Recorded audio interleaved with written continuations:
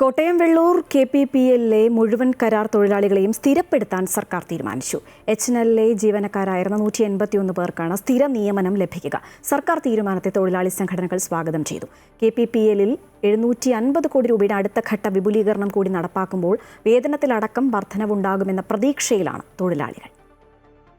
കേന്ദ്ര സർക്കാരിന് കീഴിലായിരുന്ന Hindustan news print limited എന്ന പൊതുമേഖലാ സ്ഥാപനം സംസ്ഥാന സർക്കാർ ഏറ്റെടുത്ത് 2022 മെയ് മാസത്തിലാണ് കേരള പേപ്പർ പ്രോഡക്ട്സ് ലിമിറ്റഡ് എന്ന പേരിൽ പ്രവർത്തനം ആരംഭിച്ചത്.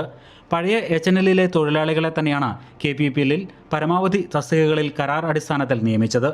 ഇത്തരത്തിൽ നിയമനം ലഭിച്ച 181 പേരെ സ്ഥിരപ്പെടുത്താനാണ് സർക്കാർ തീരുമാനം. സ്ഥിര നിയമനം നടപ്പാക്കാൻ തീരുമാനിച്ച സർക്കാർ നടപടിയിലുള്ള സന്തോഷ സൂചകമായി CITU നേതൃത്വത്തിൽ KPPL കവാടത്തിൽ മധുരം വിതരണം ചെയ്തു. സ്ഥിര നിയമനം എന്നത് നമ്മുടെ ഒരു വലിയ സ്വപ്നം തന്നെയായിരുന്നു. മുൻപ് HNL ആയിരുന്നപ്പോൾ സ്ഥിരം ജീവനക്കാരായിരുന്ന 181 പേരെയാണ് ഇപ്പം നിയമിച്ചിരിക്കുന്നത്. സ്ഥിര നിയമനം ആവുന്നതോടുകൂടി തൊഴിലാളികളുടെ സ്റ്റാറ്റ്യൂട്ടറി ബെനിഫിറ്റ്സ് ഉൾപ്പെടെയുള്ള കാര്യങ്ങൾ എല്ലാം തന്നെ പരിഹരിക്കപ്പെടും.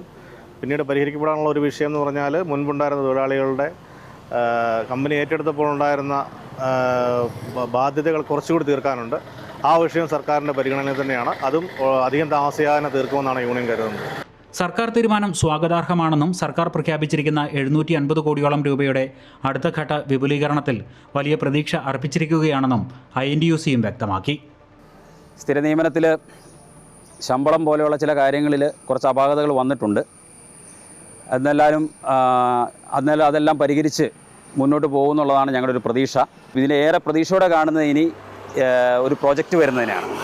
750 കോടി രൂപയുടെ ഒരു പ്രോജക്റ്റ് അംഗീകരിക്കാനുള്ള നടപടിക്രമങ്ങൾ നടക്കുന്നു എന്നുള്ളതാണ് മനസ്സിലാക്കുന്നത്. തീർച്ചയായിട്ടും ആ പ്രോജക്റ്റ് വന്നു കഴിഞ്ഞാൽ മാത്രമേ ഇപ്പോൾ കിട്ടിയിരിക്കുന്ന സ്ഥിര നിയമനത്തിൻ്റെ യഥാർത്ഥ ഫലം ഉണ്ടാകുകയുള്ളൂ. ജീവനക്കാരുടെ ഘടനയെക്കുറിച്ചും നിയമനങ്ങളെക്കുറിച്ചും പഠിക്കുന്നതിനായി നിയോഗിച്ച ഹ്യൂമൻ റിസോഴ്സ് കമ്മിറ്റിയുടെ പഠന റിപ്പോർട്ടുകളുടെയും ധനകാര്യ വകുപ്പിന്റെ പരിശോധനയുടെയും അടിസ്ഥാനത്തിലാണ് തൊഴിലാളികളെ സ്ഥിരപ്പെടുത്താൻ സർക്കാർ തീരുമാനിച്ചത്. സ്ഥിരപ്പെടുത്തുന്നതോടെ നിയമപരമായ എല്ലാ ആനുകൂല്യങ്ങളും തൊഴിലാളികൾക്ക് ലഭിക്കുമെന്ന് വ്യവസായ വകുപ്പ് മന്ത്രിയുടെ ഓഫീസ് വാർത്താക്കുറിപ്പിൽ വ്യക്തമാക്കിയിട്ടുണ്ട്. അമൃത ന്യൂസ്, കോട്ടയം.